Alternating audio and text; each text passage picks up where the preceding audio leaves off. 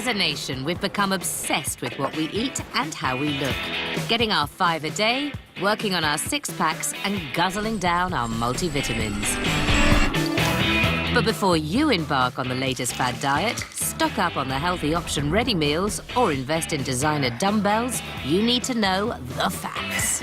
One of the most common processing aids for making bread comes from chicken feathers. How many people knew that?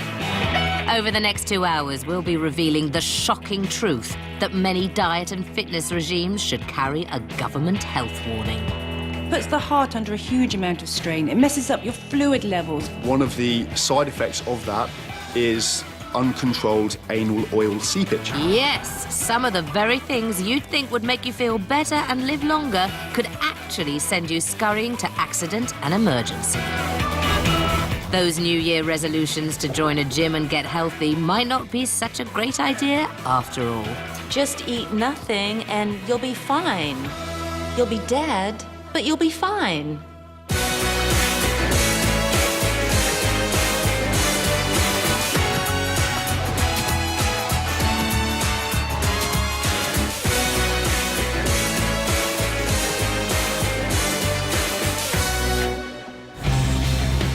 We are in the midst of an obesity epidemic, with a quarter of UK adults now classed as clinically obese.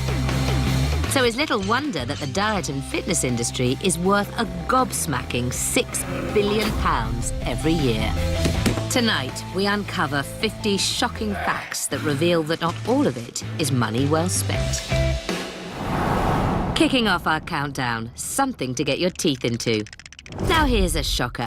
No matter how hard we try to eat a healthy diet, these days we are all eating more organic protein than we thought. In a normal food supply, we're going to have contaminants. You cannot keep bugs out of stuff. They're in everything. And it's not just bugs.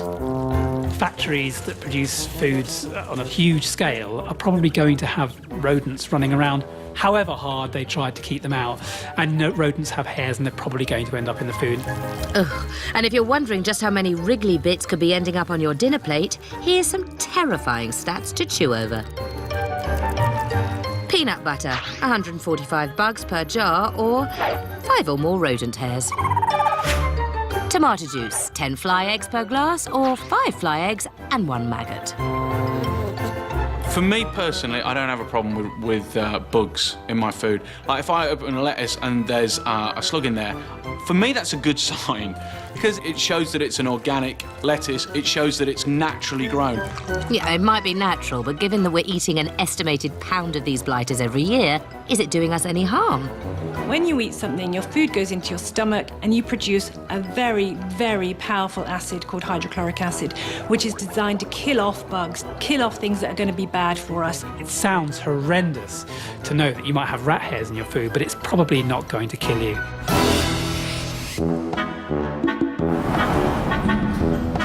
Next, a simple but excruciatingly shocking fact. Going for a workout in the gym can totally knacker your back. I've seen somebody go to a gym, they bent over forward as part of a sit-up, and then their disc prolapsed centrally, and they couldn't move. They woke up in accident emergency at the end of that. Very severe back injury. With 7.6 million working days lost due to back pain every year, we really should think twice about becoming a gym bunny. You do need to look after your back a hell of a lot, actually. Last year I had a disc bulge in my back, which was basically just one of the discs in my lower back pressing on sort of like a nerve, which made it quite difficult to walk for a while. Disc bulge, oh, sounds painful. But I'm not sure I understand what that is. Am I being a bit of a donut? So if you think of a spinal disc as a donut, right? Now, you squeeze in the donut by bending forward, okay? So you're squeezing, and that happens every day. And see what happens here? Can you see that jam coming out? That happens, and that is your jam, basically, coming out. And this is when you get into trouble. The worst thing that can happen if they do have a disc injury, somebody can lose all sensation in their legs, they can lose control of their bladder, they can lose control of their bowel, and they can have severe urinary retention. If that happens, they're a medical emergency. Oh dear. Next, they say man cannot live on bread alone. Well, our next shocking fact is that no matter how healthy you think your wholemeal, wheat germ or bloomer might be, should we be eating bread at all? It's a very good question, because actually it's very difficult to know. One of the interesting things about bread is that the ingredients declaration required for it is less than it is for other foods. So, for instance, one of the most common processing aids for making bread comes from chicken feathers. How many people knew that? Not many. Clucking hell, chicken feathers? When I was a kid, my mum would buy a sourdough, and 3 days later you could throw it through the window and it would break the pane of glass. Today, a week later, the bread is still soft and it's still in date. And it's like, how can that be? And it's because they pump in a load of additional fat and preservatives. Yes, get this. For thousands of years, bread was a healthy, low-fat food, until supermarket boffins decided to fatten us up by injecting it with fat to prolong its shelf life. We are now eating food that's so pumped full of fat, sugar or preservatives that we have lost the understanding of what bread is. And freakishly, they can now make it in a fraction of the time it used to take. Now they're making bread in half an hour. They've got partially fermented yeasts in bread. It's no wonder that people are getting all kinds of problems. Most people are bloated after eating bread. Oh, and did I forget to mention that modern bread could kill you? The thing about bread that's interesting is it's got very high salt content. The problems with that is it increases the risk of stroke. Now, if you took salt completely out of bread, the reduction in salt would be so great that you could probably save about 7,000 strokes a year in the UK.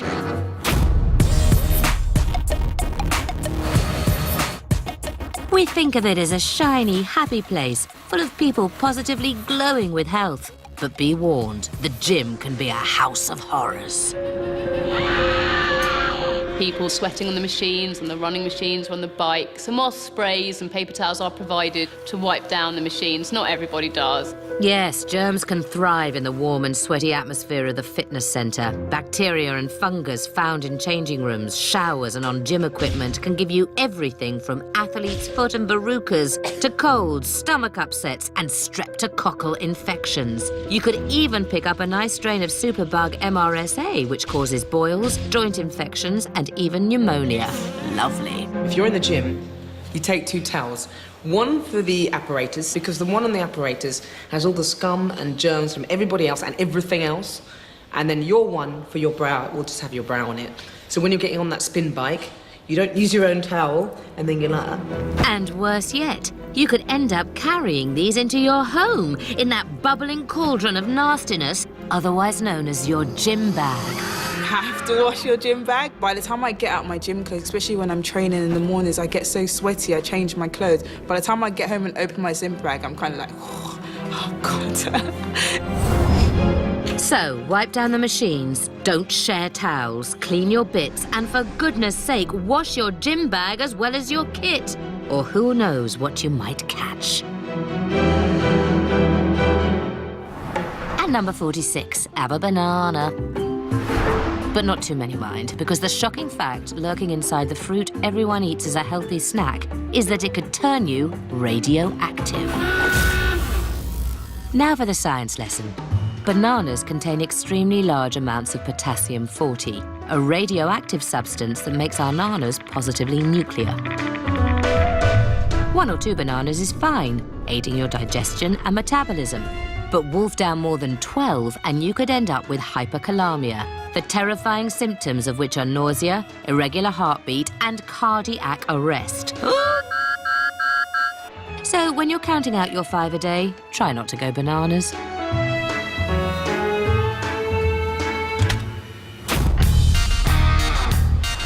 Next, a shocker for all the wannabe Mo Farahs out there. Don't be surprised if your nipples start bleeding. Jogger's nipple is incredibly common. It's irritation of the nipple simply by the frictional, what I call sandpaper in effect, of clothing against the nipple as you run. A staggering 80% of all joggers will suffer from this horrible and painful condition at some point in their running life. Jogger's nipple is actually a bit like nappy rash. It's the same type of skin irritation. So the nipple gets irritated because of the abrasion of the cloth and also the sweat. And that combines to make this really painful, inflamed skin. I mean, we smile at it, but it can actually be incredibly sore. And the negative side, in addition to that, it inhibits them from actually going running because they're suffering problems when they do so. And if you don't treat Jogger's nipple, it could get infected. So, what's the answer? The solution to Jogger's nipple is actually to use a nappy cream, a barrier cream, which will protect the skin from rubbing against the cloth. For women, a supportive bra will solve the problem. For men, just wearing clothing that actually fits properly rather than moving all around with you. So, to avoid crippled nipples, get loose with a nappy cream, or, better still, just stay in bed. It's not just that it's addictive, sends your blood pressure sky high and makes you wee. Our number 44 shocking fact is that 1 in 5 coffee cups contain nasty bugs. There's some research that's going around that shows that the average office coffee cup contains traces of E. coli or fecal matter, which the mind boggles at the horrors of that sort of thing. Ugh, gross. But where's all this nastiness coming from? Time to call in the Health and Safety Squad. Unfortunately, the problem tends to come from the washing up sponge or the dishcloth. The researcher, who's based at the University of Arizona, found that they tended to be very dirty in offices, and if it's dirty and you're washing your cup with that same one and maybe not doing a very good job, then you're going to have it on your cup as well. I certainly think that we need reminding just to take an extra 5 minutes to wash your hands properly when you come out of the toilet. Yes, if you don't observe proper toilet hygiene, you could be spreading your fecal matter around the finance department. If you're working in an office, you'll probably be totally shocked by these statistics and say, well, that's not my cup. The nice thing about being in an office is you can always blame some other person. After the break, more shocking facts. Find out why laxatives are a pain in the bum.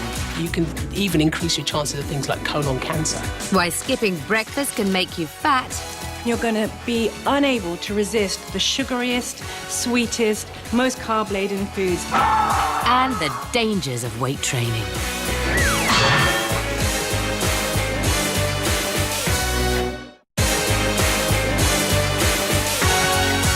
Welcome back to our countdown of diet and exercise shock.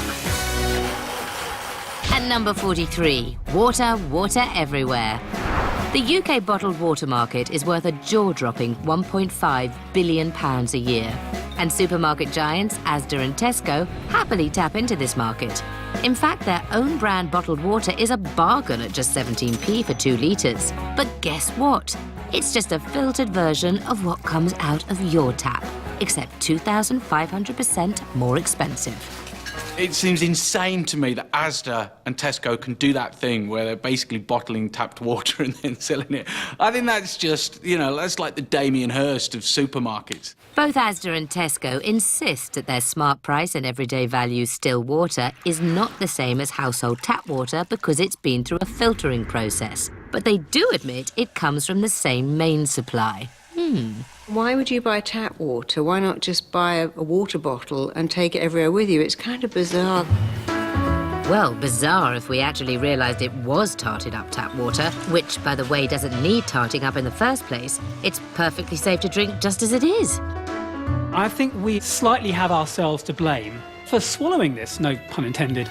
But we seem to be confused and baffled that it has to be water that's been filtered for hundreds of years through ancient rocks, or it's water that's come from a mountain on the top of the Himalayas, and that's the only water that's going to do us any good. I mean, water is water.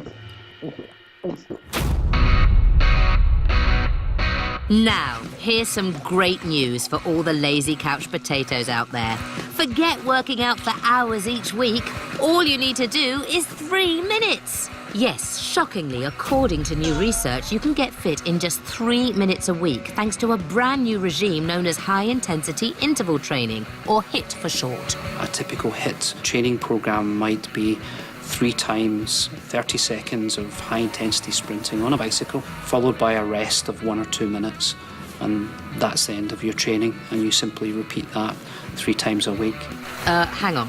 The UK government recommends 5 half-hour sessions of exercise a week. Surely you can't get the same benefit in just a few minutes. Well, 7 years of research says you can. Sorry, am I boring you, love?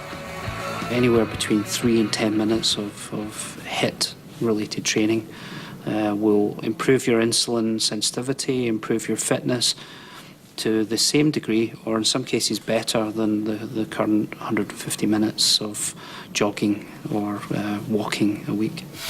But don't just take the boffin's word for it. Here's a hunky Hollywood trainer in a vest.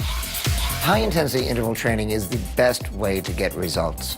It really is. You're racing your heart rate up and recovering, racing heart rate up and recovering. You go anaerobically in and out of the fat-burning zone.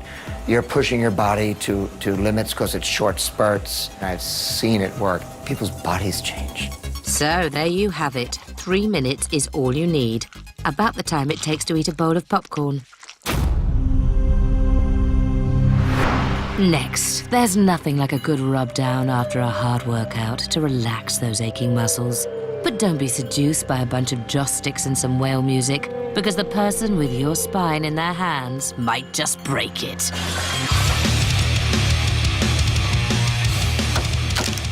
People tend to think massaging is just massaging. Oh, you go to a deep tissue massage, it puts a lot of pressure and just works it. But it actually sometimes causes more damage. I have a form of haemophilia where I'm very, very prone to DVT and also blood clots. If I have a tiny blood clot in any of my limbs and someone's to massage over that part, it could move into my heart, it could move into my brain, it could be fatal. Fatal? OK, that's an extreme case. But in the wrong hands, massage can cause permanent nerve damage, skeletal injuries and paralysis. If soft tissue is damaged, it is very easy to cause further damage to it with incorrect technique or incorrect pressure. I have seen cases in my clinic where people have gone to receive a massage from somewhere and the therapist has used inappropriate pressure and as a result caused more damage. Yes, sports massage is a far cry from the nice, gentle kneading you get in your local health spa. I'm the biggest screamer when it comes to massages. I don't think physios like to see me because it's so painful. So it's absolutely crucial that you find a therapist who knows more than just how to warm their hands up. When you're getting treatment like that, you kind of have to know the person. You kind of have to have an understanding of what the person's going to do. You're probably better off doing your research properly before just calling anybody in the yellow pages. Yes, heed this sound advice and you'll be guaranteed a nice, happy ending.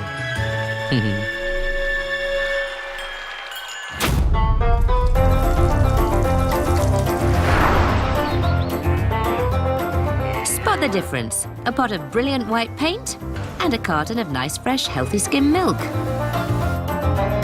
Actually, they're the same, because the chemical that makes paint white is also added to make skimmed milk white. Without it, it would have a naturally blue colour.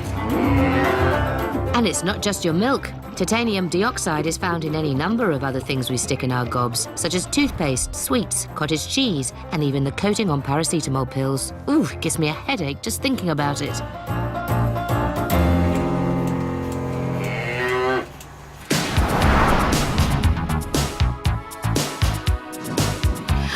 Oh, look! It's 80s aerobics queen Jane Fonda. Remember her catchphrase? No pain, no gain. Well, that turned out to be the worst advice ever. I used to work for Jane Fonda, and we all used to say in our classes, go for the burn, no pain, no gain, no guts, no glory. It's actually not true. Of course, if you're doing sit-ups, you do have to feel it, but if you're feeling extreme pain, then that is your body telling you to stop. It's peer pressure, isn't it? I mean, you look at the right side and you get this girl like going up and down, yes, come on, and then the left side is jumping up and down the step, and then you're in the middle. Okay, what am I gonna do? I have to look like others, I have to try my best, and you do something you shouldn't have been doing. Despite being rubbished for 30 years, pushing yourself through the pain barrier is still being touted as the way to get results and to do yourself some lasting damage. As an athlete myself, I was quite obsessive, and I always thought more was better, and it hurts a little bit, but I'll keep training through. Subsequently, I have a knee injury, which ended my athletic career abruptly. Other possible injuries include torn ligaments, stress fractures, and even heart attack. Better to take it easy. Yet shockingly, trainers still repeat this mantra to their clients, pushing them to go hard or go home. Confusingly, it seems not all pain in the gym is equal. Let's ask some fitness experts to clear it up. Good pain, when we're working out, we should feel a rising burning sensation in the muscle that we're working out on. Bad pain, so we've got a lightning bolt shooting through the muscle, maybe a tear, never good. Any pain in the joints, always a no-no. If a client starts to say to me, it's hurting, I say, good hurting, bad hurting. Good hurting, we keep going. Bad hurting, let's check what the problem is. Yeah, it's still hurting though. Probably just indigestion.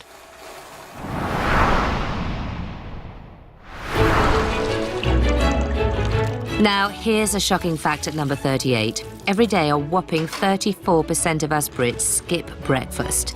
Not a problem, I hear you say. The calories saved will make me skinny. Wrong. Missing breakfast can make you fat.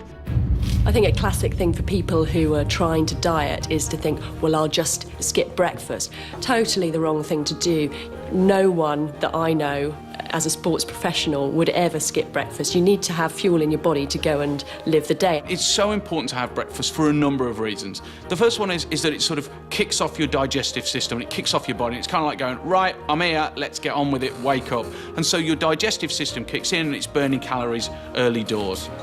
You see, even by shoveling a sausage in your gob, you're actually doing yourself a favour.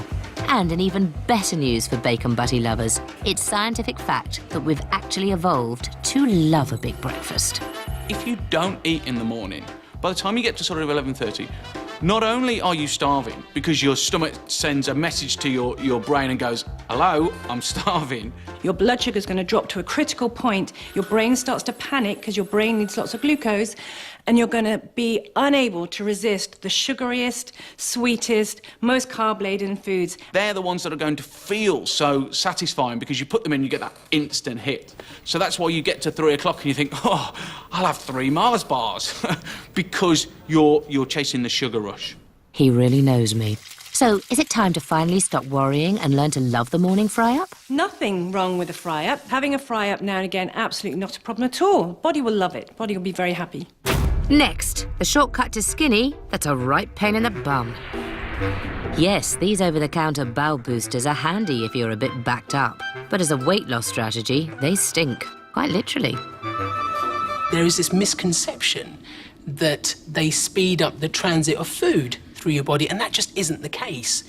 Laxatives work on the later part of the bowel, which is called the large intestine, and that's where water tends to be reabsorbed. And taking laxatives, you lose water, you will lose electrolytes and salts, and you will lose unabsorbable things like fibre. And unfortunately, you will lose weight because you're losing those things. You're not necessarily losing any fat. So you'll be spending a lot more time on the lav, and you won't even be getting any thinner. Even more shocking, long-term laxative abuse can do some serious damage to your back bottom. You get electrolyte imbalance, so your minerals go out of sync. That can cause heart problems, cause all sorts of problems. You get very dehydrated. That affects your brain function and your energy levels. The colon or your bowel gets used to being stimulated by laxative and becomes lazy. And sometimes you can even increase your chances of things like colon cancer. Yikes.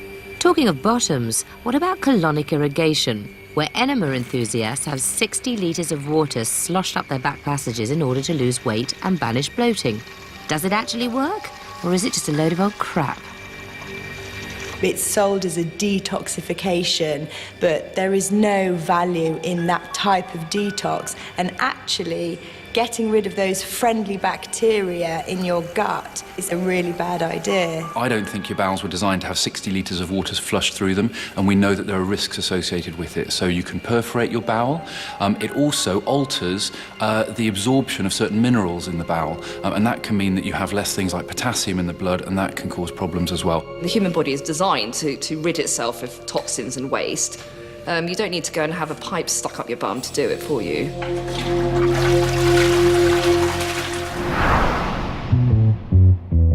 Next, have you ever wondered why so many personal trainers have such super hot bodies? Are they health freaks? Neurotic narcissists?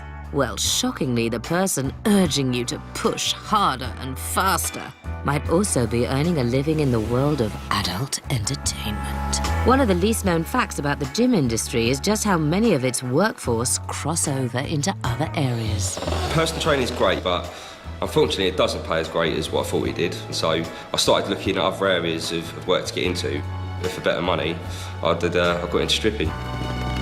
It's not that uncommon. I'd say 1 in every 3 strippers that I've met are personal trainers or have had some sort of involvement in the fitness industry. But stripping is only the start of it. There's escort work, glamour modelling, and porn. You see a lot of people like myself, a lot of guys, a lot of girls who are fully qualified personal trainers going into the adult industry to do the stripping, to do the videos. I do fitness modelling, I've done glamour work, lingerie. It pays so much more, and if you've got the body and you've got the appearance to pull it off, and you're going to get paid more, you're going to do it. If you look that way, you're going to get the job because you fit the bill. Well, there's no doubt a ripped torso is going to take you a long way, or how about all the way? A friend of mine mentioned he tried doing a bit of porn. I started doing it whilst I was working in the gym, just as extra cash really, because I could use the body I'd built to make some extra money on the side. Oh, don't worry, she's just looking for a pen to sign a membership form. It's definitely my physique that got me a shot in the industry. I had to send a few pictures off to a girl that was shooting a site, and she saw my physique and tattoos and liked my looks. Now that's what I call an aerobic workout. Directors and companies like guys that are muscle, because gay guys are obviously more attracted to muscle. I've been to a scene and the director told me, oh, I thought you were smaller. If I thought you were bigger, I would offer you more money. In the industry, people want people with good bodies, so you know, fitness instructors, personal trainers, most of the time have got good physiques. Well, so there you go. Thanks to a combination of low wages and a killer physique, don't be surprised if you spot your personal trainer naked on the top shelf. Nice.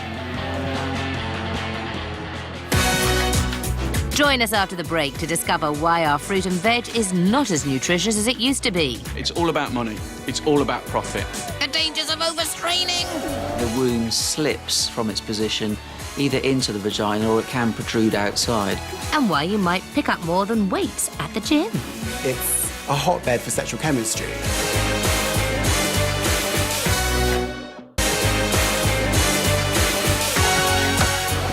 Welcome back to our tasty menu of diet and exercise shockers.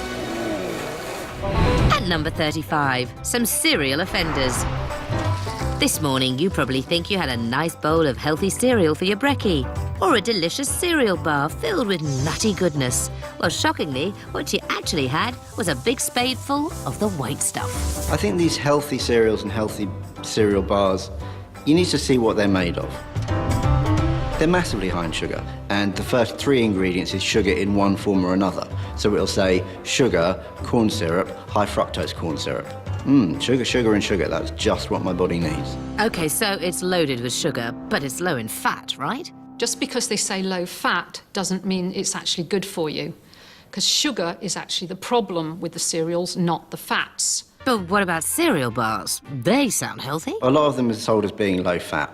Cereals don't contain any fat anyway, so a low-fat cereal bar is ridiculous. You then look at the portion size and you go, okay, so my healthy breakfast is this big. Well, that's not going to fill me up. So I end up having 10 of them, in which case it ends up being worse than whatever it was I was going to have in the first place. These cereals and cereal bars are loaded with sugar. You're better off eating a Twix or a Mars bar, in all honesty. Next, time for a commercial break.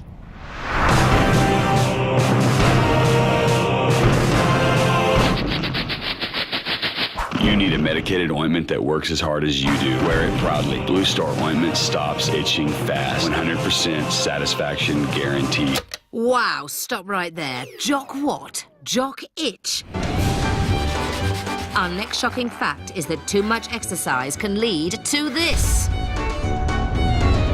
Oh, best see a doctor about that. Jock itch is one of those diagnoses that it's so rewarding to make because the guys generally who've got it are terrified they've picked up an STI. Jock itch is a fungal infection that affects the groins, and often the fungus that's caused it has come from athlete's foot, and the yeast hitches a ride on underwear Yeasts love warm, moist environments. There's little better place in the body than the groins for that. The reason it's called jock itch, so people that do exercise and wear things like jock cups where the moisture and warmth is held in are more likely to get these sorts of infections. They don't just affect men, they can affect women as well. Oh, just one more thing. A friend of mine has a similar problem, and she asked if this ringworm of the groin can be treated. They're quite easily fixed. It's treated with antifungal medication, and, you know, don't be embarrassed about it. Go and see your doctor, it can be easily sorted out. Thanks. Vitamins and supplements, little nuggets of natural goodness that will keep us in tip-top condition and prevent or even cure some of our most deadly diseases. Right?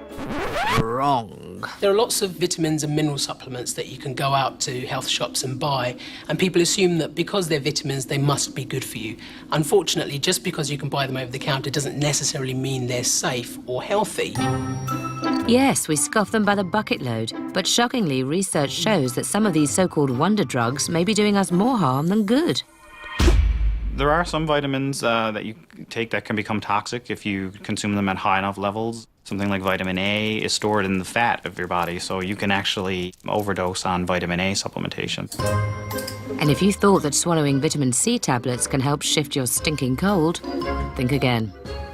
High doses of it will actually give you stomach upset and diarrhea, and majority of it you end up weeing out anyway. Still, in Britain alone, people hand over more than £300 million a year to health food shops and supermarkets for these magic pills. But do the people who are taking our money even know what they're flogging? If you went to your GP would look at your medical history. They would recommend certain pills you may need to deal with a particular ailment. When you go into a health food shop, you just talk to a shop assistant and they'll give you bottles of pills, and they've got no medical qualification, they know nothing about your medical history, and you really don't know what you're taking into your body either. And for most of us, it's all just a massive waste of cash anyway. Most health experts will tell you that if you've got a fairly balanced diet, you really don't need to be taking on supplements, especially in the West, where we're not necessarily deficient of the major nutrients we need in our body. Now, something for us fashion victims. The global market for trainers is worth a staggering £10 billion a year. But despite us spending the national debt of South America on fatty trainers, there are more running-based injuries now than at any other time in human history. Back in the 70s, a famous sports brand started to come out with specific running trainers, and the heels started to get a lot thicker. And there's actually a correlation between heels getting thicker and knee injuries going up. But surely all this newfangled running technology is there to help us run better and prevent injury. What gives, sister? You're more likely to just strike with the heel because you've got that thick cushion right there, and that's when the knee becomes unstable.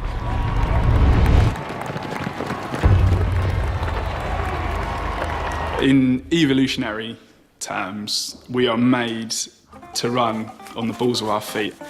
So your natural disposition would be to place the ball of your foot first, and then your heel second. Hold on, that sounds like the trendy new running sensation of barefoot running. There's a big fad at the moment for barefoot running, which has actually been shown to reduce injuries.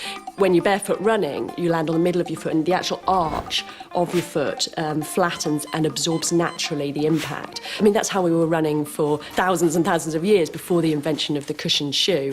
So, after spending billions on gimmicky trainers with gel support, zigzag sprints or inbuilt wobble boards, now we're being sold the barefoot trainer? Really? The one thing that people have to remember is you can't go straight from running in cushioned shoes for years and years straight to barefoot running. You have to strengthen up your feet because they will be weak. There are many gimmicky running shoes. I tell people sometimes that less is more. That when you buy trainers, that you shouldn't change trainers because of a fad. You should wear trainers which are comfortable for you. Now, here's a shocking idea. These merry ladies and gentlemen may look like they're killing themselves with booze, but actually having a few might be one of the healthiest things you can do to your body. And if you don't believe me, how about this? A recent report in the British Medical Journal showed that drinking can be better for you than being teetotal.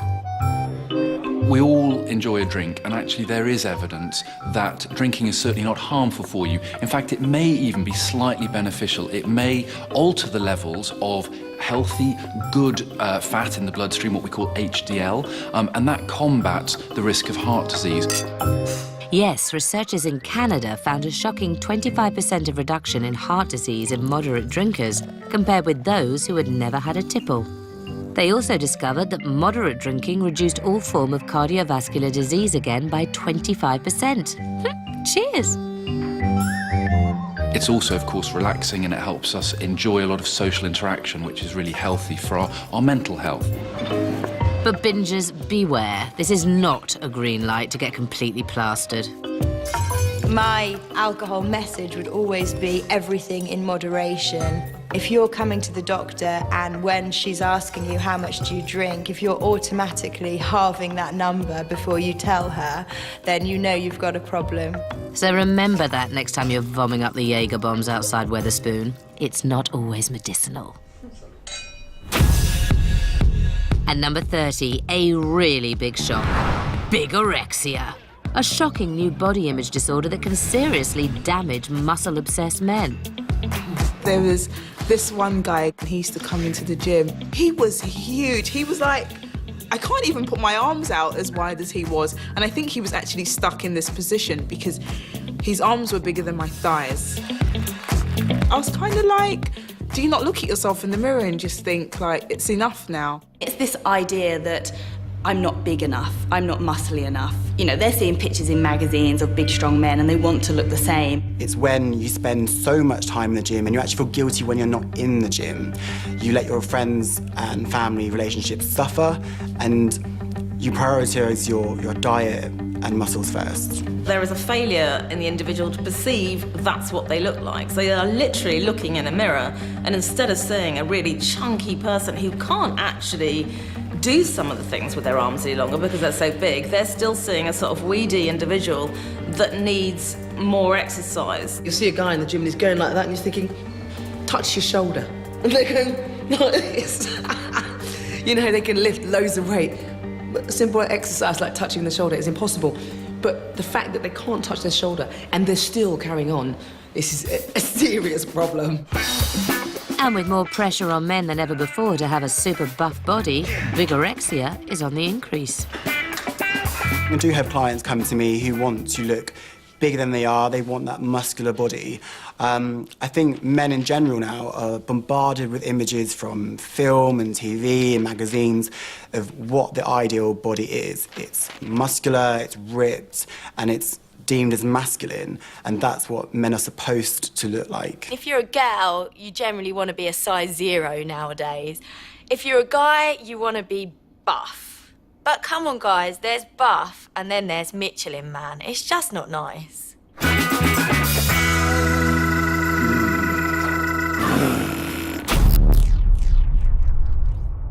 Next, think diet drinks do what they say on the tin? Nope, they just make you fat. If you have an artificial sugar, you're much more likely to eat more, and it makes common sense. Your taste buds pick up sugar, sweetness, tells your brain, hey, there's lots of sugar on the way down, I've just had something really sweet. And this has been shown time and again that people who particularly drink diet sodas end up feeling hungry afterwards and end up eating more, so you're doing yourself a real disservice. And if putting on a few pounds isn't bad enough, diet drinks can also turn us into gibbering insomniacs because they're loaded with caffeine. And that caffeine's going to keep you up all night. And if you've got nothing better to do all night, what are you going to do? Go down, open the fridge and have something to eat? If you really, really want a fizzy drink, have one once a week. But don't live on Diet Coke all day thinking that you're saving yourself calories, because your body is still releasing insulin, still treating it as sugar, and you're still going to put on weight. Ultimately, the people drinking these diet drinks are believing that if they drink this, instead of the normal drink, that this is actually better for them. And that's why the word diet in a drink doesn't necessarily mean it's a healthy drink. It's just hasn't got any sugar in. But be warned, they've used something else.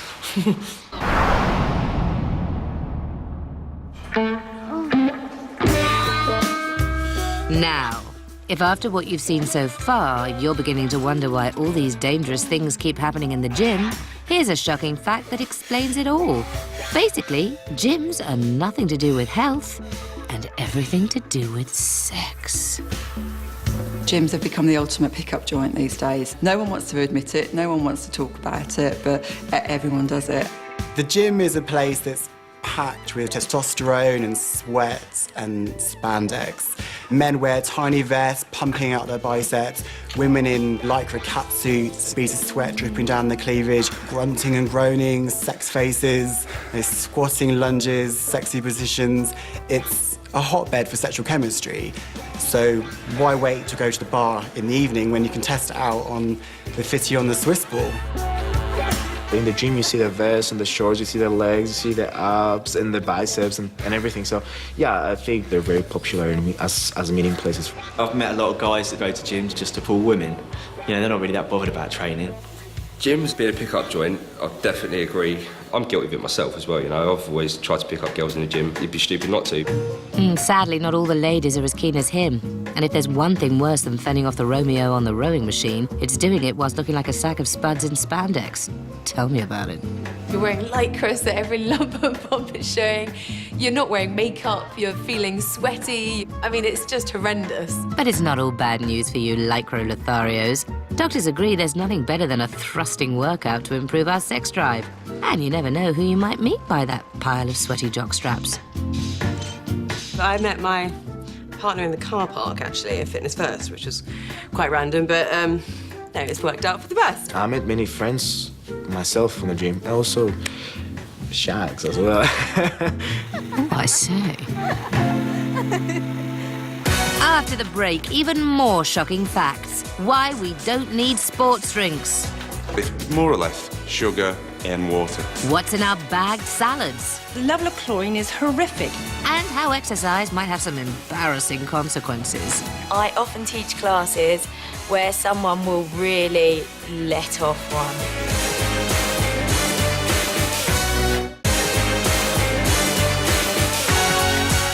Welcome back to more shocking facts about getting healthy. If you're sprawled on the sofa dreaming of a new you, you'll probably be thinking about an exercise regime to help shift those extra pounds. But there's something to chew on before you hit the gym. Working out can turn you into an even bigger porker. A lot of people go to the gym with the sole intention of burning calories. They spend hours and hours on the treadmill and they'll say, right, I've burned 300 calories, I can go and have a kebab now. Think again, all that you're doing is putting that food back into your body that you've just slogged away to burn off.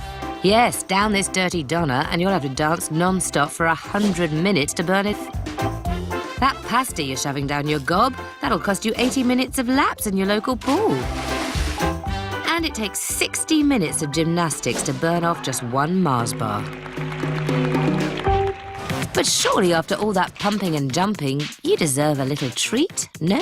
I always have a right chuckle to myself when people work out. They'll work out maybe once a week and then think they need to treat themselves at the end of it. There aren't any treats in life. Treats are fundamentally bad for you.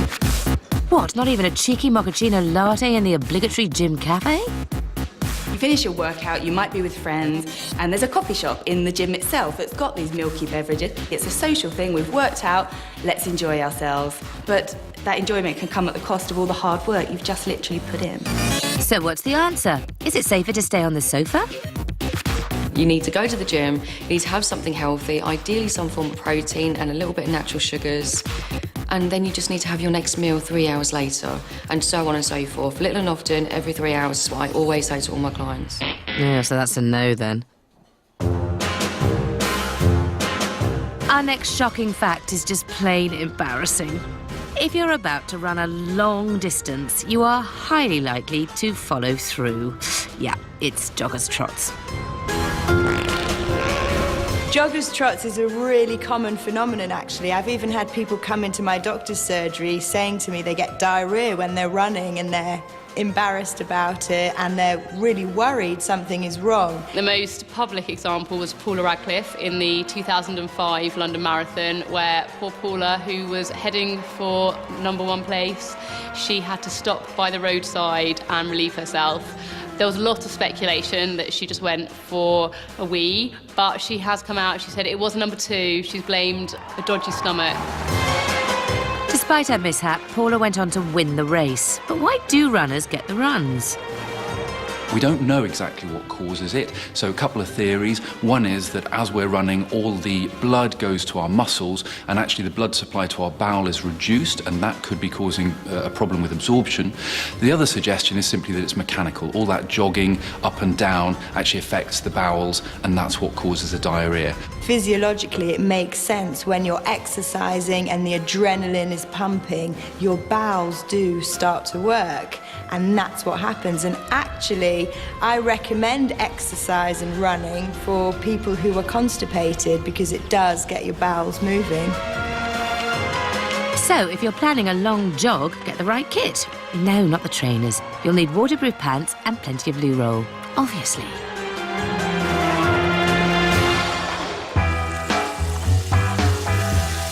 Way back in 1962, some clever American boffins set about inventing a cheap alternative to sugar called aspartame. Great news for fizzy pop guzzlers? No. These artificial sweeteners are neurotoxic. They cause damage to your cells, to your brain function. They are thought to be carcinogenic, meaning they are more likely to trigger cancer cells in your body. It's looking really bad for people that are drinking more than 1 can of diet soda a day. Well, what kind of person would drink more than 1 can a day? At one point I was probably drinking, I don't know, up to 10 diet sodas in a day. I was horrified to learn that the key ingredient in those drinks is aspartame. The very same chemical ingredient invented by Monsanto, the company who also invented Agent Orange, which was used liberally in the Vietnam War. They controversially also produce weed killers as well. This is probably chemical warfare that we're all being exposed to every single day. Blimey, I don't like the sound of that. So what do they add this made-up chemical to exactly? Aspartame is found in so many different foods. It is very hard to avoid it. Even if you are quite careful with labels, it can be quite hard to avoid it. A quick trip through the supermarket, you'll find it in diet yogurts, in chewing gum, as well as the obvious diet colas and other drinks. What worries me is if you are trying to avoid it, it can be quite tricky to find sometimes on the label whether or not it's included. So consumer beware. However it's pronounced, aspartame cleverly goes by many different names. You might know it as Canderel, NutraSweet, VitaSweet, Sugary Muck Muck. Sorry, I made that one up. For some, the side effects only become evident once they stop using it. Since I stopped, I have got better skin, I have got better hair, I feel better in myself, I don't have that yellowy, filmy thing on my teeth anymore. Maybe if we just cut down on our intake a little bit. Stay away from artificial sugars completely. Science will come out in the end, but it's looking pretty bad from here. Next, a visit to the weights room, the gym show-off's favourite stomping ground. Get up, get up, get up, get up, get up. Yeah, there it is. Nice.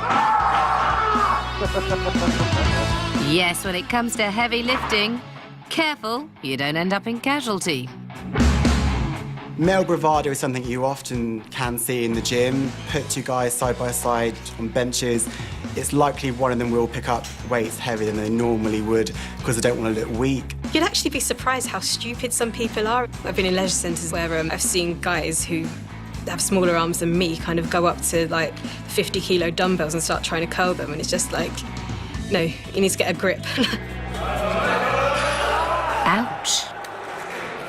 I have seen guys who've taken on too much weight at the gym. They're trying to impress the other people and they've really loaded up that barbell, and then they come into me a day later because they've got really bad back. You can get some very, very nasty injuries. Anyone watching the Olympics would have seen the South Korean weightlifter doing a very heavy snatch. Too heavy, dislocated his elbow in seconds. One of the worst things that I ever saw was a weightlifter lifting a weight way beyond the weight that he should have done normally. And what it did was it tore his biceps muscle right the way through. The injury was so major that he ended up going to surgery and had to have the muscle in his arm stitched together. At number 23, the choice is yours. A lovely bit of best butter, courtesy of old Daisy here, or some lovely lethal trans fats mixed up in a tub of margarine. Trans fats are one of the biggest enemies you can eat in your diet, ever. Yes, the shocking fact is that all those low-fat spreads you think are better for you than butter might just kill you. We go for fat spreads with no fat and expect them to be the miracle answer, but what we're forgetting is these are fatty compounds that have had hydrogen pumped into them to make them less calorific and less fatty, but the consequences can be quite dire, and there's a lot of research about trans fats to show that they're quite nasty substances. Most low-fat spreads, particularly margarine, contain what is called trans fatty acids. Other words, they are hydrogenated fats. When they go inside the body doesn't recognize them. It's not able to metabolize them and utilize them. And therefore, they can actually cause what is termed oxidation, which causes free radical damage, potentially carcinogenic. That's terrifying. And just from a bit of marge on my toast? Mind you, it must be quite slimming. Because it's so incredibly toxic, you then make internal fat because your body's wrapping that toxic food in fat. So women who say, you know, I'm a perfect size 10, but here I've got fat legs and a big bum, it's because you have far too many trans fats in your diet. If you have a choice, have olive oil, even butter, but do not have margarine. I mean, no one on the planet will eat it apart from humans, and that in itself should tell you something. You can't even get dogs to eat margarine. They just won't go near it. I don't know why we can't just be sensible about this. It's probably better that you eat a small amount of butter than think, well, actually, I can eat half a tub of margarine because it's got less fat in it. We don't realise that we're pumping ourselves full of these trans fats, which are really coming out as the nasties of the whole food industry. Thinking of searching the internet for a handy diet pill to help shed those pounds? Well, our next shocking fact will hopefully make you think again. Pills can give you up to 10% weight loss, but you're going to still need to put effort in with diet. They don't do everything, and a lot of them work in particular ways like blocking your fat absorption, which means that if you have any fat in your diet, it's going to come straight out the other end in a very unpleasant way. Where's that fat going to go? You guessed it, one of the side effects of that is uncontrolled anal oil seepage. Sorry, did he just say the words uncontrolled anal oil seepage? Uncontrolled anal oil seepage. I thought so. So you're either taking an amount of the drug that's going to have a very little effect on the body anyway, or you're going to be soiling your pants on a regular basis. OK, so if the words uncontrolled anal oil and seepage still haven't dulled your appetite for a diet pill, what about the fact that many of these little devils are basically amphetamine, aka speed, as we say under street? Speed, amphetamines are massively addictive. They're very hard to break the cycle, and they're also will cloud your judgment, so they're not a brilliant thing to be taking. These drugs are very, very addictive, can have some very, very harmful side effects, including convulsions, heart attacks, stroke, even death in extreme cases. Really dangerous diet pills are banned in Britain, but are readily available from the international drugstore that is the internet. So diet pill pop pickers, here's 3 of the very worst. How about the delightful phenylpropanolamine that's used for the urinary incontinence of dogs? Or what about some clenbuterol that's used for the treatment of asthma in horses? Or if you really want to go for it, how about some phentermine for a potential dose of weight loss accompanied by mood swings, chest pain, seizures, and hallucinations? Enjoy. I love these healthy option meals. They're delicious. Really? That doesn't sound very shocking. Unfortunately, I am left starving afterwards because they're about a quarter of the portion of a normal ready meal. Our next shocking fact could make master chefs out of us all. Trawl up and down the aisles of any supermarket and you'll be overwhelmed by a sea of healthy, low-fat meals. But guess what? They are not nearly as healthy as they claim to be. When you take fat out of a food, you're taking out flavour. So in order to make a product palatable, they have to put in and/or sugars, artificial flavourings, colours so that your eyes are drawn to it, even if your taste buds aren't. They mess around with the food as soon as they take something out. Now it's time for a little consumer quiz. You've got 2 jars of peanut butter. One's peanut butter, one's low-fat peanut butter. Pick them up and have a look at the ingredients. OK, I'm looking at the ingredients. The ingredients of the peanut butter, you look at the ingredients, it goes, peanuts. I know what peanuts are, fine. You look at the ingredients on the low-fat one, I don't even understand it. It sounds like a chemical experiment. It's fake fat, it's non-food, it's ridiculous. It's just about people knowing what is in the food, looking at the ingredients, looking at what the company is putting in there. Don't be fooled by prefixes such as healthy. Healthy is absolutely meaningless. It means nothing because everybody's healthy is different. Working out with weights can be good for you. It helps build up muscle, strengthen bones and lose fat. But pushing yourself too far can be a disaster for your back and front bottoms. Anybody that strains excessively, for instance, during heavy lifting or, hardcore exercise, is at the risk of prolapsing something. So if you're a guy, you may cause rectal prolapse, or if you're a girl, you may cause a vaginal or rectal prolapse. Ooh, sounds nasty. But what is it exactly? Well, a prolapse of the womb is essentially when the womb slips from its position either into the vagina or it can protrude outside. Why does that happen? Well, we've all got pelvic floor muscles. If these muscles become weakened through childbirth, lots of coughing, lifting heavy weights, then that allows the womb to slip down. And likewise, you can get equivalent prolapse with the rectum. A lot of times it happens in squats. People want to build big legs or they want to, achieve a certain muscularity. They think they'll pile on the weights.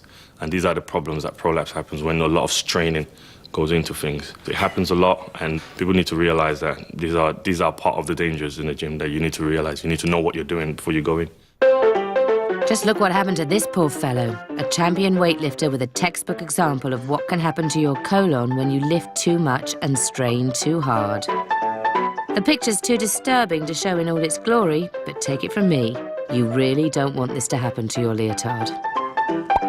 So what can we do to keep our nether regions in good nick? Apparently, it's all down to a strong pelvic floor. The way to practice doing pelvic floor muscles are, think about you're doing a wee, you squeeze the muscles to stop doing a wee. Those are the muscles you should be doing. So do 5 of those, 6 or 7 times a day. In fact, just while talking, I've done half a dozen of them. Well, you'd never know. Don't run away, because after the break, we ramp up the shock. Find out why fat is good for you. You'll never see a fat squirrel and they live on nuts and seeds. Why crash diets certainly aren't. It can really mess with your brain chemicals. And why you shouldn't believe everything you read in the papers. Really? We're actually becoming more neurotic about our health.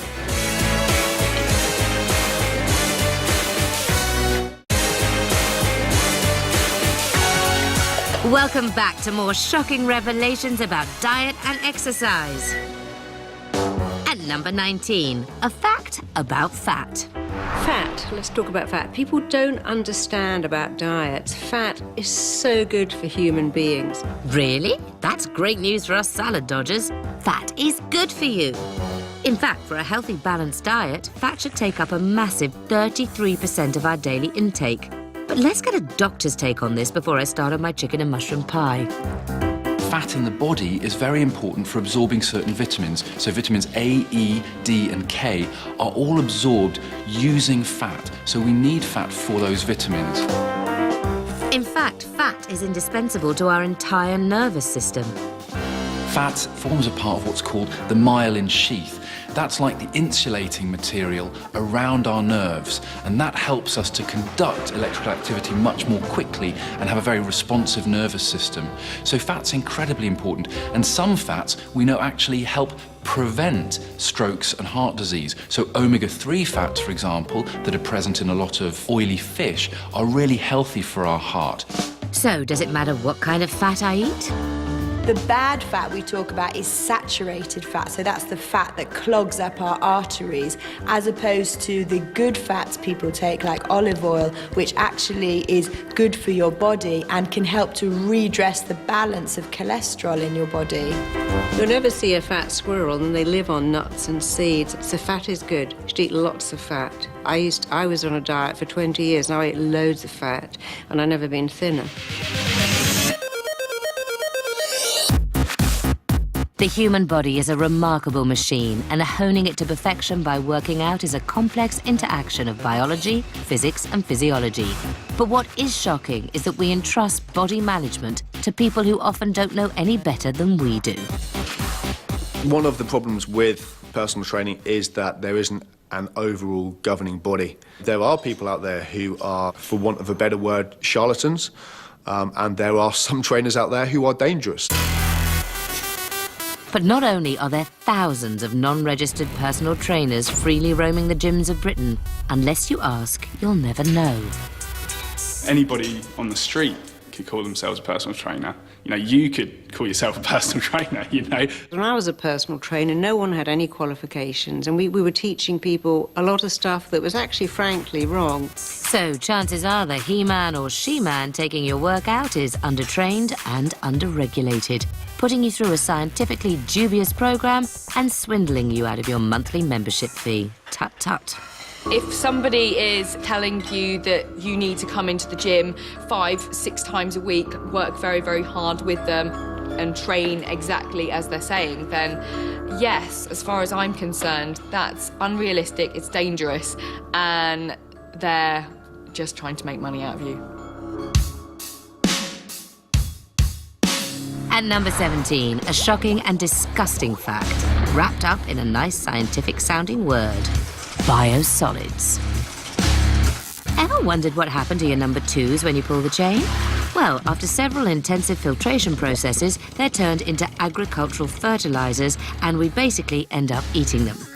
Across the pond, a real stink has been kicked up about this human sludge and the potentially harmful waste products it might contain, such as industrial chemicals and heavy metals, and even disease-inducing microbes from hospital.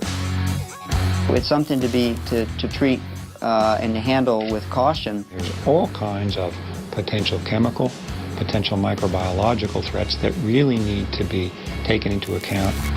So the next time you're eating a bag of chips or chomping into a nice juicy tomato, you might just be biting off more than you can chew. Ooh. Every weekend, thousands of people take part in charity fun runs and marathons. They raise shed loads of cash. But here's a shocking and sobering fact. Some of them never make it over the finishing line alive. Yes, long-distance running can be fatal. Most of these deaths are caused by heart attacks, often as a result of underlying conditions the runner knows nothing about. This is a really substantial amount of exercise, and we don't know what sort of shape our bodies are in. We don't know whether we've got perhaps some narrowing of the arteries of our heart, for example, and putting it under that sort of strain is going to cause us to have a heart attack or something really serious. Dehydration is something else that can be dangerous. On a hot day, you can lose up to 4 litres of water from all that sweating and panting. But be careful you don't drink too much, because that can kill you too. One can reduce the concentration of certain salts in the body, specifically sodium, and this can result in the brain swelling up and causing a sudden death. And if all that isn't enough to stop you donning a banana costume and entering a fun run, what can you do to stay safe? You cannot just suddenly go and do that event without any training. If you're running a marathon, you have to have at least 15 weeks of preparation. We have to start gently. If there are aches and pains, then that's going to be part of preparing and warming up. But actually, if there are sharp pains, if you're getting chest pain, that's a time to stop and make sure you see the doctor. Everybody knows about their 5 a day, right? Well, no, actually. It's more like 25 a day. Because the shocking news is that our fruit and veg today has a fraction of the nutritional value that it did in the days when we lived in black and white. We've got this insane situation where the tomatoes that we ate 60 years ago I've got a lot more vitamins in them and a lot healthier, and they actually taste like a tomato. And now, 60 years later, the tomatoes that we're picking up don't have as much nutrients and aren't as healthy. It's all about money, it's all about profit, and it's all about the supermarkets controlling the food chain so it works for them and makes them money. So it's about making a consistent product, even though that product's not very good, that it looks the part, so when somebody sees it, they go, oh, that's a tomato. If you see a tomato that's a bit gnarly and a bit different, it's got a bit of dirt on it, it's like, whoa, what's that? That's not a tomato. Conventional agriculture adds very, very little nutrients into the soil. So the tomato you get, for instance, isn't going to be a particularly healthy tomato. Somewhere there's a woman that eats nothing but pickled onion-flavoured Monster Munch. You know, she's still alive, she's not very well on it. It's exactly the same with a tomato plant that's grown in a soil without any nutrients in it. So exactly how much less nutritious are our veggies these days? In 1914, a cabbage contained 248 milligrams of calcium. In 1992, it contained 47 milligrams. We then look at the iron content of spinach, 64 milligrams in 1914, 2.70 milligrams in 1992. So it's kind of work that one out for yourself. We'd have to eat 30 times more to actually get the correct iron content. But does it really matter that fruit and veg isn't as nutritious as the stuff Grandma and Grandpa used to nosh on? The problem is that certain nutrients are essential to keep us healthy and strong. And there is a huge link between these minerals and vitamins and heart disease, cancer, eczema, asthma, and chronic disease. Flippin' heck, now that is shocking.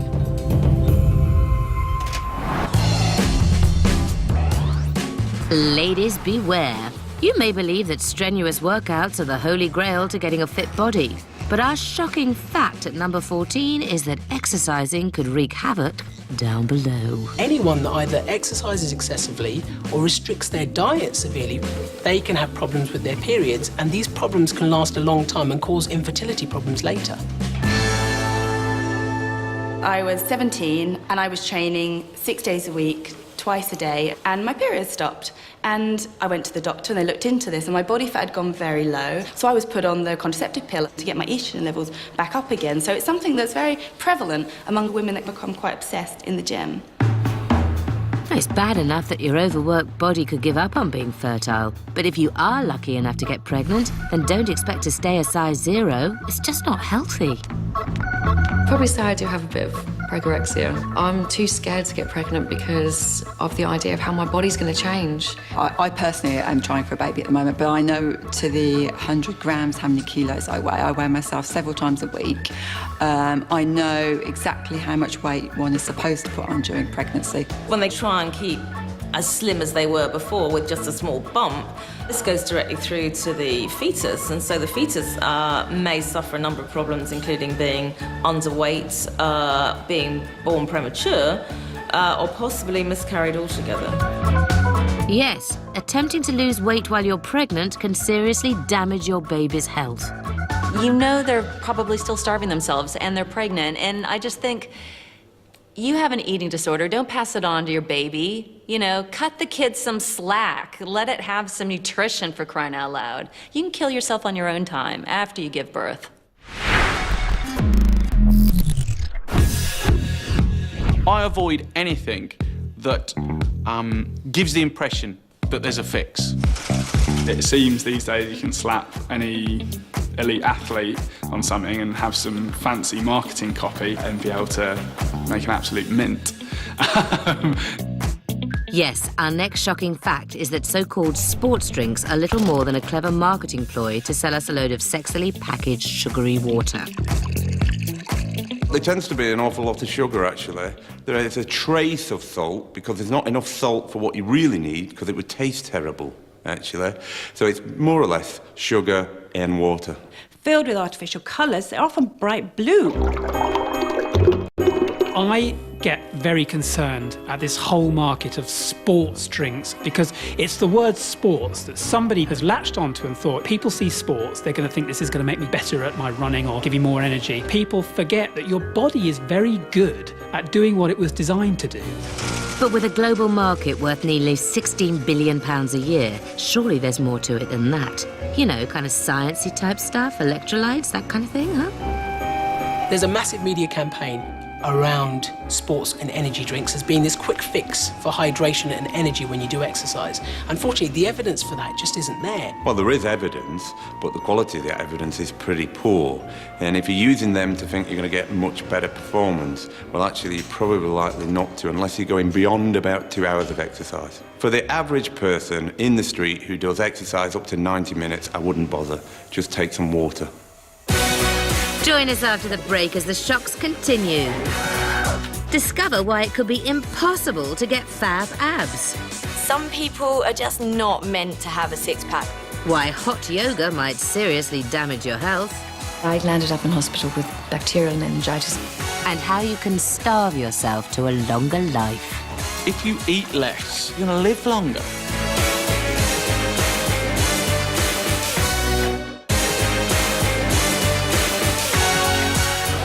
Welcome back to our countdown of health and fitness shockers.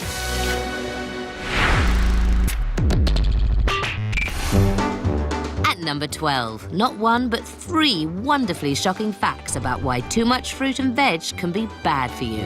Any vegetarians watching might want to look away now. I did actually have a client who was eating so many fruit and vegetables that he was gaining too much weight, and he couldn't understand why, because he was eating a healthy diet plus about 10 or 12 serves of fruit a day, and when he reined down to about 4 or 5 pieces a day, his weight problem disappeared. I do have to tell you that my lovely father used to eat 5 apples a day. And when he went to the dentist, he was told that the acid in the fruit was rotting the enamel on his teeth, and he had to stop. So 5 apples a day is too much. One interesting thing that can happen with people who eat an awful lot of carrots and pumpkins, sweet potatoes, is they can build up quite a lot of carotenes in their system. And people can actually start turning slightly more orange. The skin can get an orange glow from having so many carotenes. I did a carrot juice diet for a little while, and my face turned orange. So, and also the palms of my hands and the soles of my feet. So that wasn't a good look.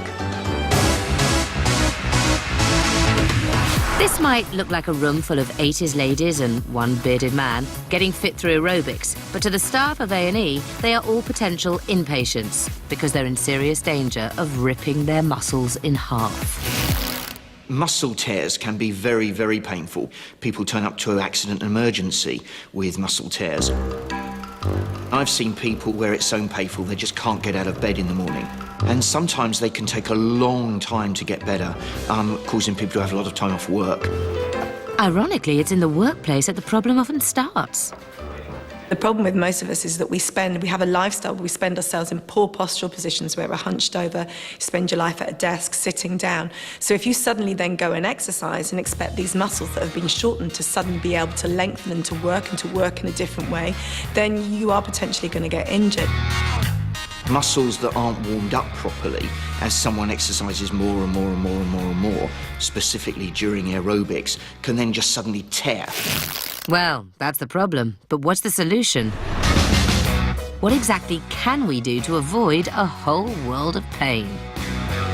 If everybody did 4 dynamic stretches after a little cardio warm-up, it would make people's experience so much better and reduce that risk of injury. Next, a quick question. Which has more chlorine in it? This fun-packed swimming pool? Or this lovely bag of healthy, fresh salad? Amazingly, the bag salad is washed in a chlorine solution 20 times stronger than the average swimming pool. That's shocking. The level of chlorine is horrific, and chlorine is a neurotoxin. You don't want it in your body. It's a toxin that your body has to get rid of, can't do it necessarily very well, and causes problems. So why on earth do we buy bags of salad rather than nice fresh lettuces in the first place? Wouldn't it be wonderful if we lived in an age where you could buy a lettuce or buy spring onions, buy vegetables, and accept that maybe they turn a bit after a few days? We don't live in that age anymore. We want everything packaged for us, handed to us, and it's going to last in our fridge for a week after we've bought it. And if we don't have all of those criteria, we're the first ones to complain. Anything else? With a lot of these bag salads, as soon as you cut into them, they start losing their nutrients. It's not very good for you. They're actually packaged in modified atmosphere packaging, which is a slightly increased nitrogen and carbon dioxide. So getting unbagged leaves, quick wash, that's all you need to do. What does it take to wash a bag of salad after you opened it? Just basic common sense. Run it under the tap.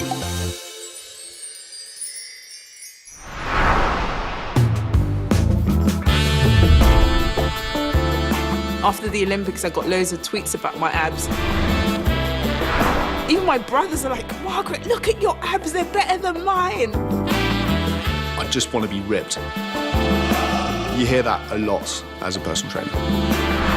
Yes, a set of abs like a chiseled Greek god is the holy grail of modern fitness. But the shocking truth for most mere mortals is a six-pack is impossible to achieve. The six-pack is notoriously difficult. In some way, it's the cherry on the cake of fitness, although cake is probably the last thing you want to be eating if you want a six-pack. The way that it was by the Olympic Games came through thorough hard work. Circuits after circuits, all different kinds of sit-ups, planking. Probably every sit-up under the sun I've tried to do. But sit-ups alone won't necessarily get you a buff belly.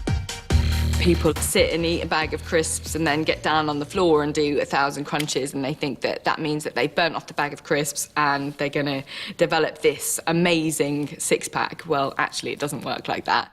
You do need to burn off the fat over the abdominal muscles, otherwise those abs are never going to show. It really comes down to diet and low body fat. To have a six-pack, you should be about 10%. Men, on average, are 18 to 24%, so already you've got an uphill climb. What you need is to reduce the sugar in your diet, because it's sugar that in particular spikes insulin, and the insulin will cause fat storage around your central region. Right, so first you have to starve yourself, then work your abs till the cows come home, and you might start seeing the beginning of a washboard stomach, yes? Well, that depends on your old mum and dad. You might be blessed with an 8-pack, you might have a 4-pack, you might have beautiful symmetry, or you might be more crazy paving. Genetically, some people are just not meant to have a six-pack. So, there you have it. For some of us, it's time to admit defeat and accept we'll never be abtastic.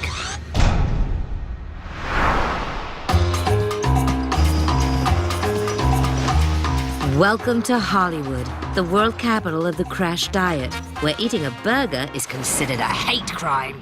Anytime you're out eating food with a Hollywood person, they're swapping tips on how to starve themselves. I'll be there eating my hamburger or whatever, and then they're rattling off some crazy diet they're on, some strategy they're doing to make sure that, the food doesn't even stay in their colon for more than 5 minutes, and it's kind of a sick way of thinking. But the real shock is that in a desperate attempt to look like our skinny idols, we run the risk of doing untold damage to our insides. People look in magazines or they see TV shows or they see their movie stars and they're all looking so perfect and pretty and lean. They just see what they see and they want that too. Is there such a thing as going too far for a role? Like Matt Damon found that out when he was starring in Courage Under Fire. His adrenal glands ended up packing it in, and his doctor told him he was lucky that his heart didn't shrink. I think when we see Hollywood stars losing a lot of weight, it's tempting to follow what they're doing or maybe try to drop weight in a very short amount of time, but it's not healthy, and we shouldn't try and do that. Hollywood crash diets are there for a specific purpose, and that's to get an actor to look right for a specific role, and that's why they do them. But you've got to remember that they'll have an army of people helping them to get there. Yes, there's the rub. They have a legion of health advisors, but if we go on a crash diet, we're on our own, and it can have serious health consequences. Puts the heart under a huge amount of strain. It messes up your fluid levels. Your biochemistry goes out of sync. As I said, your metabolism goes out of sync, and it can really mess with your brain chemicals. Your serotonin, the feel-good chemical in your brain, gets completely out of whack. And to add insult to injury, the irony is that going on a crash diet is highly likely to make you even fatter. Most people cannot sustain these diets for any period of time. So when they start to eat normally again, that weight comes pouring back on rapidly, and sometimes it will overshoot and you will gain more weight than you had before. Ever wondered why so many people these days are having new hips and knees well before they draw their pension? The shocking answer is simple.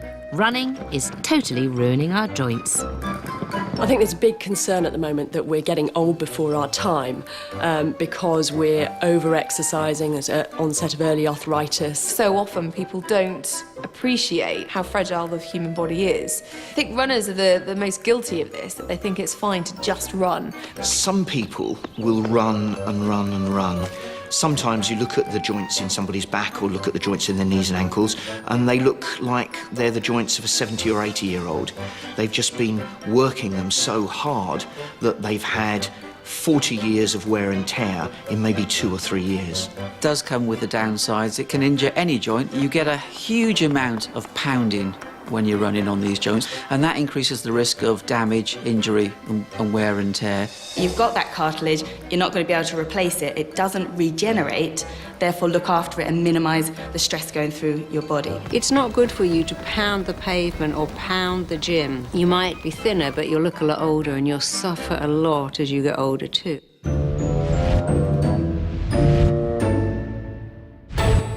The thing with exercise is it's so good for parts of your body. It warms everything up, it gets everything moving, including your bowels. Now, this shock is simple and unsavoury. Exercise makes you fart. Whether it's running, weightlifting, aerobics, or sit-ups, with all those contracting muscles and increased abdominal pressure, we're talking a forsake gale. I often teach classes where someone will really let off one and everybody turns around. Don't let it put you off. Please try and see the humour in it. But do be aware that if you are going to go to classes, you may be letting off 1 or 2 stinkers. And nowhere are you more likely to let loose a trouser cough than in the quiet, zen-like surroundings of a yoga class. In my yoga class, there has been lots of bodily, functional noises. If people do, fart in class, I'm like, well, you're human. It's normal. Better out than in. I do know that occasionally in yoga, I have released a bunny. Yes. It's totally quiet, and I found myself engaging certain deep muscles, and there happens to be a slight release of flatulence. What exercise can do is release gases a little bit more easily, and that's not going to be great for anyone you're exercising with, particularly if you're in a group and you're in the downward dog in yoga, for example. Your neighbour's not going to be hugely appreciative. Well, especially if you're not wearing any pants. Join us after the break as we reach the top 5 shocking facts in our countdown. Watch out.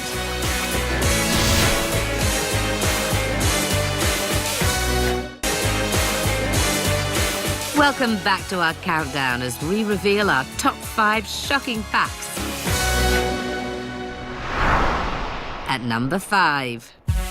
The shocking revelation that all those shiny, state-of-the-art machines we're dazzled by in gyms are just a silly way of making us part with our hard-earned cash. It's great for the gyms because it gives them, a unique selling point to sell a membership, but they don't need that, they need to learn how to exercise. We think somehow if we're going to get a state-of-the-art piece of exercise equipment, then we're going to get fitter more quickly. If you can go a little bit faster than the guy next to you, or work it a bit harder, or pick up a few weights that are heavier and for longer, then you're going to be fitter.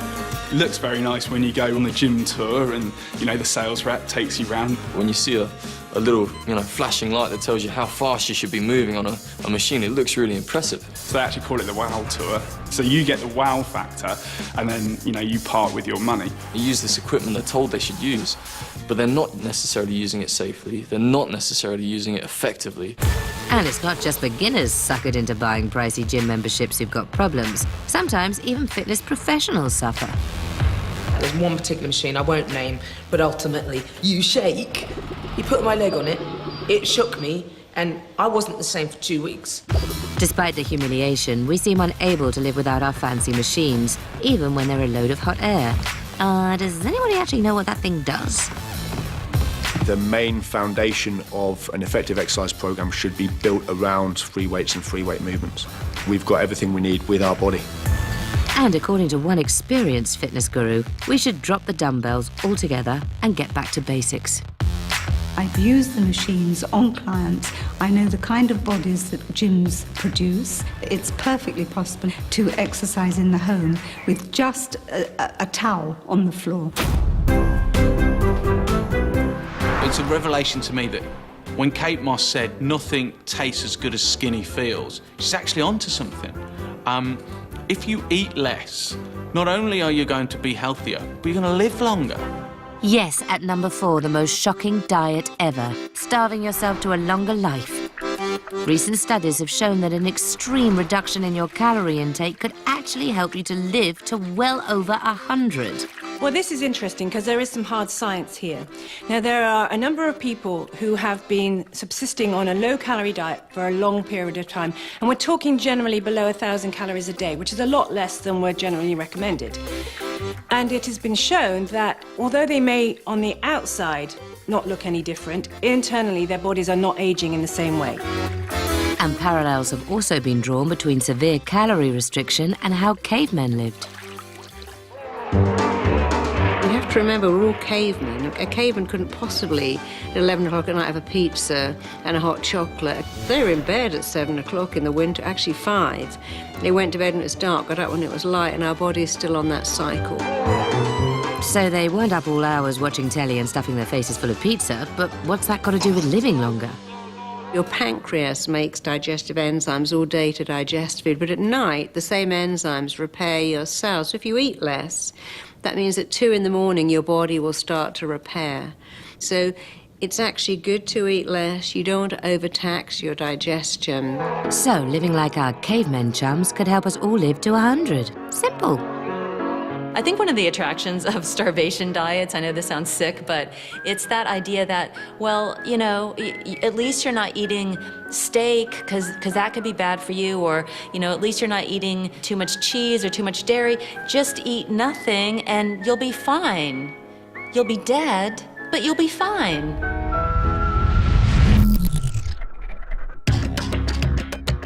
Bikram yoga involves pulling ancient Indian poses in a room heated to 100 degrees.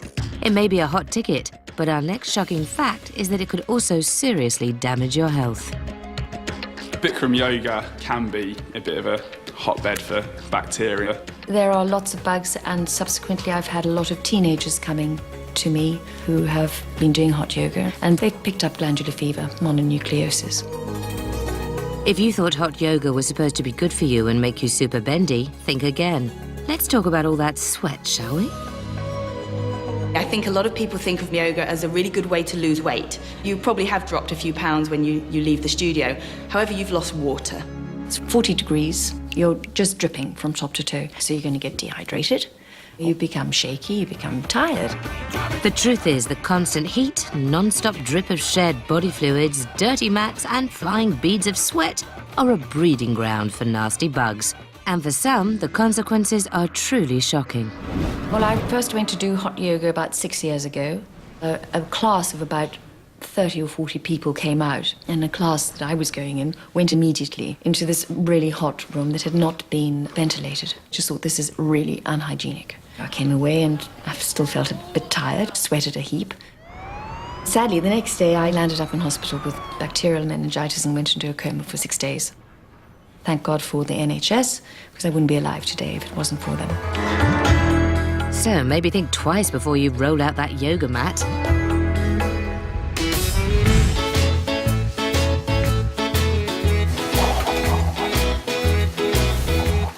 At number 2, a warning. When it comes to your health, don't believe everything you read in the papers, because sometimes they get things shockingly wrong. It's a really great thing that there are lots of health stories out there in the media because it gets people thinking about their bodies and about their health and about their behaviours. Unfortunately, the vast majority of information that's out there is either biased or slanted or not presented accurately. We bombard people with health messages all the time, whether it's come and have your child vaccinated, whether it's come and turn up if you've got a cough for 3 weeks. Then the newspapers are telling you about coffee, cheese, what you should and shouldn't be eating. You get sensationalist articles which are so extreme. Vitamin C gives you cancer. You know, it just makes people panic. With more than 900 health stories per year in the Daily Mail alone, the sheer volume of often contradictory information in the press is at best confusing and at worst terrifying. Increasingly, I'm seeing people, in clinics who have been scared by things that they've read in newspapers. On the plus side, that's actually prompted somebody to come and seek health advice. On the downside, the negative side, is it's scared them, and it might mean actually that they've become unnecessarily stressed and frightened by this. So, to avoid health story-induced nightmares, remember, no matter how shocking, it's all tomorrow's fish and chip paper. Newspapers write what people want to read, and there is no hiding the fact that people are interested in health. It's up to you to look at what you're being presented with and go at it with an objective mind and say, OK, well, what's relevant to me and what's not relevant to me? And do I fly into a panic about that, or do I just look slightly closer at what I'm eating? We're actually becoming more neurotic about our health, but at the same time, we're healthier than ever. And actually, you can just relax a bit. Actually, having a balanced diet, doing things, there's not very much that's going to be really that harmful for you. Next, the moment we've all been waiting for, our #1 shocking fact. And a timely warning to save you the trouble of going on the latest fad diet. They don't work. Despite this fact, it seems a new diet pops up more often than Stephen Fry on the telly. We've had the F-plan diet, we've had the Cambridge diet. I've tried the cabbage soup diet. I see diets that mean you can only eat watermelon and drink milk. The cactus lolly diet. No carbohydrate diet. I've tried the Dukin diet, I've tried the grapefruit diet. We've had high fat, low fat, no fat. I've seen diets where you can only eat bananas. The lemonade diet. GI, GL. The OMG diet, which largely consists of lying in a bath full of ice cubes. Cotton wool diet. Sorry, did she just say the cotton wool diet? The cotton wool diet is, as the name suggests, eating, chewing cotton wool to fill the space in your stomach so there's no space for food. I have a friend who decided to go on the maple syrup diet. It's a really expensive maple syrup, and then you use all these like cayenne peppers and lemon juice. The maple syrup diet's a really common one. And yes, people do lose a lot of weight, but they feel dreadful. I tried it for about 36 hours and so I can't cope with this anymore. It felt like the most sickening thing. How somebody could stick to it for 2 weeks, I have no idea. And this diet is definitely not for the faint-hearted. And for one legendary rocker, the results were explosive. Literally? 80s rock star Eddie Van Halen recently found himself on the brink of death after this cayenne pepper concoction actually blew up his intestines. Ooh, ouch. But if a combusting gut and a burning bottom still hasn't put you off the idea of a wacky diet, then here comes the science. There are lots of different faddy diets out there. All of these will make you lose weight because you reduce your intake of calories quite severely. And then as soon as you start to eat, normally you'll put on more weight. And that's because when you starve yourself with these diets, your body goes into starvation mode. And your metabolic rate will drop. And when you then start to eat a normal diet afterwards, you will gain the weight very rapidly. But as long as there are skinny jeans, there will always be die-hard dieters willing to put themselves through anything.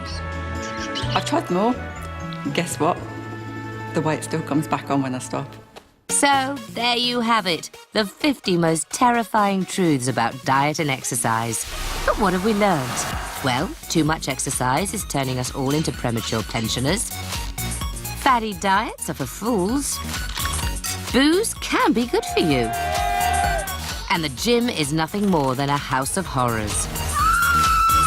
So be warned, health and fitness freaks. You might just be safer staying on your sofa and polishing off that family-sized bag of crisps. Good night and good luck. Oh look, the all-seeing eye returns. Witness the trials, tears, tantrums and titters of a fabulous batch of familiar faces. Celebrity Big Brother Live launch tomorrow night at 9. Next, Supersize Night concludes with those making a few Benjamins through booty. Fat for cash in just a mo.